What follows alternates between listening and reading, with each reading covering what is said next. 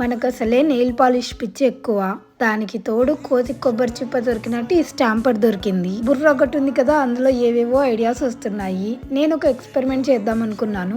ఎందుకు water marble nail art మీద మనం స్టాంపర్ ప్రింట్ వేయకూడదు అనిపించింది. ఇలాంటిది నేను ఎక్కడా చూడలేదు. బాగా వస్తుందో రాదో, ఇది purely an experiment. Water marble nail art కి జస్ట్ నార్మల్ వాటర్ తీసుకొని అందులో ఇలా ఫ్లోయిగా ఉండే నెయిల్ పాలిష్లు వేయాలి.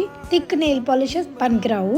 ఒక 5 to 6 టైమ్స్ వేసిన తర్వాత ఒక టూత్ పిక్ తీసుకొని అందులో ఒక షేప్ డ్రా చేసుకొని ఆ తర్వాత మన ఫింగర్ చుట్టూ వ్యాజిలిన్ అప్లై చేసుకొని నెయిల్ ని వాటర్ లో డిప్ చేసాము అంటే మనకు ఒక బ్యూటిఫుల్ ఆర్ట్ నెయిల్ మీద ఫామ్ అవుతుంది. ఇలాగా ఇప్పుడు స్టాంపర్ మీద మనకు నచ్చిన ప్రింట్ ఉంటుంది కదా, దాన్ని మనము స్టాంప్ చేసుకుంటున్నాము.